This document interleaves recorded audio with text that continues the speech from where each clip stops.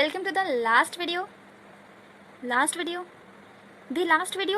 अरे last video means last video of this chapter. यार पूरा तो सुना करो, तुम लोग पहले कुछ ना कुछ बना लेते हो।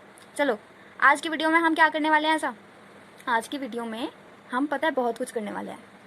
आज की वीडियो में वो छोटे छोटे पॉइंट्स को कवर करने वाले हैं जो बहुत क्या है इन पॉइंट्स में। अरे ये वही पॉइंट्स हैं जो कि लास्ट तक दिक्कत करते हैं, जो कि बड़े बड़े क्वेश्चन में एक छोटा सा रोल निभाते हैं। चलो फिर स्टार्ट करते हैं। फर्स्ट पॉइंट है हमारा purchase of books and periodicals including 19,000 for purchase of books. क्या कह रहा है ये point? Purchase of books and periodicals जो कि 29,000 के थे, अब इस 29,000 में 19,000 वो इंक्लूड है बुक्स के लिए। मीन्स बुक्स हमारी कौन सी नेचर की होती हैं?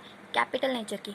अब मेरे को आप बात बताओ, जब आप बुक्स खरीदते हो तो क्या आप रोज रोज खरीदते हो? नहीं ना, कभी कभार खरीदते हो ना। तो कैसे हमारी ये रेगुलर नेचर की हो गई? तो जब रेगुलर नेचर की नहीं है तो हम इनकम एंड एक्सपेंडिचर अकाउंट में शो कैसे करेंगे? तो इसका तो कुछ काम ही नहीं है इनकम एंड एक्सपेंडिचर अकाउंट में 19,000 का। तो हम क्या करेंगे, जब हम इनकम एंड एक्सपेंडिचर अकाउंट बनाएंगे, एक्सपेंडिचर साइड इनको यहाँ पर बिठाएंगे, तो उसमें से हम इनको मीन्स परचेज ऑफ बुक्स को यहाँ से भगाएंगे, मीन्स माइनस करेंगे। तो 29,000 में से 19,000 माइनस करा तो हमारे पास 10,000 आया।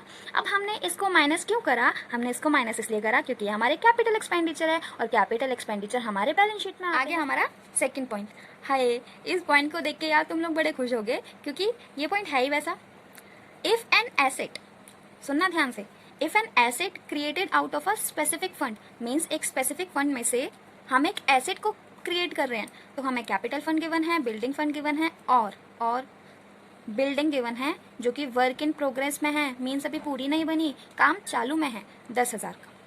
तो हमने एक बैलेंस शीट का एक्सट्रैक्ट बनाया, ठीक है। लाइबिलिटी साइड पर पहले कैपिटल फंड शो कर दिया 1 लाख का, बिल्डिंग फंड शो कर दिया 1,80,000 का, और जो ये जो 10,000 था वो हमने बिल्डिंग मीन्स एसेट साइड पर शो कर दी और ब्रैकेट में लिखा वर्क इन प्रोग्रेस 10,000 का। अब हमें इस चीज़ का मीन्स इस छोटी सी चीज़ का दो जगह और ट्रीटमेंट करना है। अब देखो क्या है, ये जो 10,000 है ये हमारी बिल्डिंग फंड से जाएगी, तो ऑब्वियसली बिल्डिंग फंड से जाएगी तो यहाँ से तो हम माइनस करेंगे ही ना। तो हम यहाँ से 10,000 माइनस करेंगे। मैंने यहाँ पर ट्रांसफर टू कैपिटल फंड क्यों लिखा है? क्योंकि हम इसको यहाँ पर ट्रांसफर करेंगे और यहाँ पर ये यहाँ पे हमारा प्लस हो जाएगा। अब ये प्लस क्यों हुआ है? जब हमारी एसेट क्रिएट हो रही है तो यहाँ से तो जा रहा है पैसा, तो हम यहाँ से माइनस कर देंगे। लेकिन जब हमारी ये एसेट क्रिएट हो रही है तो हम इसको कैपिटल फंड में भी तो ऐड दिखाएंगे ना, हम इसको कैपिटल फंड में भी तो ऐड करेंगे ना, इसलिए हमने यहाँ पर कैपिटल फंड में ऐड करा है। यह है हमारा next point. Receipt and payment account में हमें रिसीट साइड पर दिखा रखा है 6% interest receipt on fix deposit 12,000। तो सबसे पहले हमें फिक्स डिपॉजिट निकालना पड़ेगा कि फिक्स डिपॉजिट कितने का था, क्यों दी, इसको निकालने की क्यों ज़रूरत है बताती हूँ। पहले निकालना सीख लेते हैं कैसे निकालते हैं। तो 12,000 को हमने उल्टा कर दिया, 100/6 कर दिया।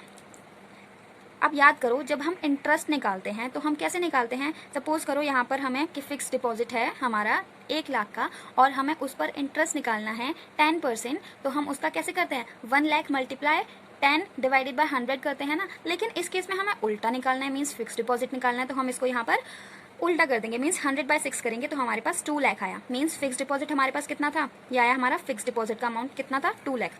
अब दी इसको निकालने की ज़रूरत क्या पड़ी? इसको निकालने की जरूरत इसलिए पड़ी क्योंकि हम इसको दोनों बैलेंस शीट में शो करेंगे, ओपनिंग बैलेंस शीट में भी, क्लोजिंग बैलेंस शीट में भी। किस साइड? Asset side. दोनों बैलेंस शीट में शो करेंगे एसेट साइड, ठीक है। इसलिए हमें फिक्स डिपॉजिट निकालने की जरूरत थी। Same applies with investment. अगर फिक्स डिपॉजिट की जगह इन्वेस्टमेंट होता तब भी हम यही करते। अब नेक्स्ट पॉइंट की तरफ बढ़ते हैं। हमारा next point, interest on general fund investment will be shown in income side of income and expenditure account। आपको समझ आ गया होगा। तो जनरल फंड इन्वेस्टमेंट में अगर कोई भी इंटरेस्ट है तो वो हमारा इनकम एंड एक्सपेंडिचर में जाता है। नेक्स्ट पॉइंट है treat in means treat locker rent as income. देखो लॉकर रेंट होती क्या है? एनपीओ में मेंबर्स होते हैं, अब मेंबर्स के पास कुछ सामान वगैरह होता है तो इसके लिए जो एनपीओ होती है वो लॉकर फैसिलिटी प्रोवाइड करती है। तो अब मेंबर से उसको मीन्स एनपीओ को मेंबर्स से लॉकर रेंट मिलता है तो ये उसकी इनकम हो जाती है, तो इसलिए हम इसको इनकम ट्रीट करते हैं।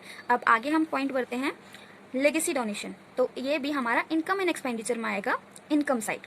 अब नेक्स्ट पॉइंट है हमारा ये वाला, क्या है ये? If there is a deficiency in capital fund, means जब हम ओपनिंग बैलेंस शीट बनाते हैं उसकी जो बैलेंसिंग फिगर आती है वो हमारी कैपिटल फंड के नाम से आती है ना। अगर वो कैपिटल फंड, वैसे हमारा कैपिटल फंड हमेशा लाइबिलिटी साइड पर आता है ना, मींस बैलेंसिंग फिगर हमारी लाइबिलिटी साइड पर आती है। लेकिन अगर ये एसेट साइड पर आ रही है, मींस कैपिटल फंड में डेफिशिएंसी आ रही है, और इसके साथ एक और केस होना चाहिए, अगर हमारा इनकम एंड एक्सपेंडिचर अकाउंट में भी डेफिसिट आ रहा है, तो जब हम बैलेंस शीट बनाएंगे ना, क्लोजिंग बैलेंस शीट, तो हम लाइबिलिटी साइड शो ना करके, लाइबिलिटी साइड हम शो करते हैं ना कैपिटल फंड को, फिर उसमें सरप्लस प्लस करते हैं, या फिर अगर डेफिसिट आया तो वो माइनस करते हैं। एसेट साइड पर शो करेंगे कैपिटल फंड और उसमें हम डेफिसिट को ऐड कर देंगे, क्योंकि ये केस ही उल्टा हो गया। यहाँ पर डेफिशिएंसी एसेट साइड पर आ रही है और हमारा इनकम एंड एक्सपेंडिचर अकाउंट में भी डेफिसिट आ रहा है। फिर नेक्स्ट पॉइंट की तरफ बढ़ते हैं, गवर्नमेंट बॉन्ड। गवर्नमेंट बॉन्ड हमारा जो होती है वो एसेट होती है, तो इसको इनकम एंड एक्सपेंडिचर अकाउंट में भूल के भी शो ना करना, ये हमारी बैलेंस शीट में जाएगी एसेट साइड पर। ये जो आगे के 3-4 पॉइंट्स है ना, ये बहुत इंटरेस्टिंग है। तो चलो फिर देखते हैं। रिसीट एंड पेमेंट अकाउंट में हमें रेंट दे रखा है, ठीक है। एडजस्टमेंट में क्या गिवन है, the club paid 3 month rent in advance, means हमने 3 महीने का एडवांस में पे कर दिया, बोथ इन बिगनिंग, मतलब बिगनिंग में भी, और at the end of the year, means and में भी। मीन्स हमने बिगनिंग में भी 3 साल का, सॉरी 3 मंथ्स का पे कर दिया एडवांस में, और एंड में भी, मीन्स ईयर के एंड में भी हमने 3 महीने का एडवांस में पे कर दिया। चलो फिर देखते हैं क्या करना है इसका। इनकम एंड एक्सपेंडिचर अकाउंट जब हम बनाएंगे तो एक्सपेंडिचर साइड में हम पहले तो रेंट शो कर देंगे 16,800 का। अब हम एक वर्किंग नोट बनाएंगे, उसमें लिखेंगे एडवांस रेंट। अब हम इसको कैलकुलेट कैसे करेंगे, देखो 16,800 हमारा रेंट था, हमने पे कितने महीने का किया है, 3 महीने का, तो 3/12 करेंगे, इसकी काटा पीटी करके आता है हमारे पास 4,200। अब ये 4,200 हमने बिगनिंग में भी पे कर दिया होगा, और हम एंड में, मैंने यहाँ पे इंग्लिश लिख दिया, आई एम सॉरी, ये एंड है, और एंड में भी पे कर दिया। तो इसलिए हम क्या करेंगे, यहाँ पर हमने एडवांस एंड प्लस किया, एडवांस बिगनिंग माइनस किया, मीन्स वही अमाउंट हमने बिगनिंग में भी पे किया और एंड में भी पे किया, ठीक है। अब हम नेक्स्ट पॉइंट की तरफ बढ़ते हैं। Receipt and payment account given है और म्युनिसिपल टैक्सेस हमें 4,000 के गिवन है। एडजस्टमेंट गिवन है, municipal taxes amounted to 4,000 per year is paid up to 30th June, means next year की 30th जून। और फिर ब्रैकेट में हमें गिवन है prepaid municipal taxes in the beginning of the year 1,000। देखो ये पूरी राम कहानी क्या बोल रही है कि जो 4,000 के जो म्युनिसिपल टैक्सेस है ना, मीन्स ये वाले, वो हर साल हम पे करते हैं, लेकिन हमने 30th जून तक पे किया, ठीक है, मीन्स 3 महीने का एडवांस में पे कर दिया, ठीक है। एंड में हमने 3 महीने का एडवांस में पे कर दिया। तो हम क्या करते हैं, 4,000 का मल्टीप्लाई करा 3/12 से, तो हमारे पास 1,000 आया, मीन्स एडवांस में हमने कितना पे करा, 1,000, ठीक है। और हमने बिगनिंग में कितना पे किया था एडवांस के लिए, वो हमने किया था 1,000। तो जब हम इनकम एंड एक्सपेंडिचर अकाउंट बनाएंगे, हमने म्युनिसिपल टैक्सेस 4,000 किया, इसमें एडवांस एंड जो हमने कैलकुलेट किया था 1,000 यहाँ पर लिख दिया, प्लस किया और माइनस किया जो एडवांस बिगनिंग ब्रैकेट में दे रखा था वो वाला, इनको प्लस माइनस करके हमारे पास वही अमाउंट आ जाता है फिर से, विच इज़ 4,000। चलो फिर नेक्स्ट पॉइंट की तरफ बढ़ते हैं। तो ये रहा हमारा नेक्स्ट पॉइंट, सैलरी 3,30,000, ये हमें रिसीट एंड पेमेंट अकाउंट में गिवन है, पेमेंट साइड। एडजस्टमेंट इससे रिलेटेड क्या गिवन है कि सैलरी सिर्फ हमने 11 मंथ्स की पे की है, तो हमें 12 महीने तो पूरे कंप्लीट करने हैं ना, चाहे हम आउटस्टैंडिंग करके शो करें पर हमें करने तो है ना। तो चलो फिर हम पहले इसका अमाउंट देख लेते हैं कि 1 महीना और रह रहा है, उसका अमाउंट कितना आता है। तो 3,30,000 में हमने 1/11 किया, वो हमारे पास 30,000 आया। अब आप लोग सोचोगे कि यहाँ पर हम 12 क्यों नहीं कर रहे, क्योंकि देखो हमने यहाँ पर सिर्फ 11 मंथ्स के लिए पे करा है, और हम सबसे पहले देख लेते हैं ना कि 1 महीने का आउटस्टैंडिंग कितना आया, तो हमने सिंपली 1/11 करा, तो हमारे पास 30,000 आता है। तो हम इसको एज आउटस्टैंडिंग शो कर देंगे, मतलब प्लस कर देंगे, तो हमारे पास अमाउंट आता है 3,60,000 इनकम एंड एक्सपेंडिचर अकाउंट। चलो फिर आगे बढ़ते हैं। ये हमें इंश्योरेंस प्रीमियम दे रखा है 20,000 का रिसीट एंड पेमेंट अकाउंट में। एडजस्टमेंट में क्या गिवन है कि insurance premium was paid for insurance taken WEF means with the effect from 1 जुलाई 2019। देखो इंश्योरेंस प्रीमियम हमेशा हम 1 साल के लिए पे करते हैं, ठीक है। सो हमने इसको पे कर दिया 1 जुलाई 2019 तक, मीन्स 3 महीने का एडवांस में और पे कर दिया। देखो वही पॉइंट्स आ रहे हैं जो हमने पहले डिस्कस कर चुके हैं। तो हमने 3 महीने का पहले ही पे कर दिया, मीन्स एडवांस में पे कर दिया। तो हम निकाल लेते हैं 3 महीने का कितना पे कर दिया। तो 20,000 मल्टीप्लाई 3/12 हमारे पास 5,000 आया। तो हम क्या करेंगे, जब हम इनकम एंड एक्सपेंडिचर अकाउंट बनाएंगे तो एडवांस ये 5,000 हम माइनस कर देंगे, तो हमारे पास 15,000 आता है, ठीक है। अब देखो लास्ट पॉइंट बचा है, उसको भी देख लेते हैं। Receipt and payment account given है हमें, बिलियर्ड्स टेबल गिवन है हमें 80,000, ठीक है।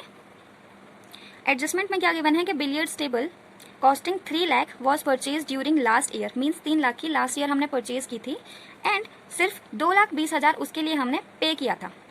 तो भाई 80,000 का क्या, 80,000 के क्रेडिटर्स बन गए। ठीक है, तो हमने क्या करा, जब हमने ओपनिंग बैलेंस शीट बनाई तो हमने बिलियर्ड्स टेबल 3 लाख की एसेट साइड पर शो की और 80,000 के क्रेडिटर्स लायबिलिटी साइड पर शो किए। ठीक है, कोई बात नहीं। अब हम क्लोजिंग बैलेंस शीट बनाएंगे। ठीक है, क्लोजिंग बैलेंस शीट बनाएंगे तो हम एसेट तो हमें शो करनी पड़ेगी, मीन्स बिलियर्ड टेबल तो हमें शो करनी पड़ेगी एसेट साइड, तो हमने इसको शो कर दिया।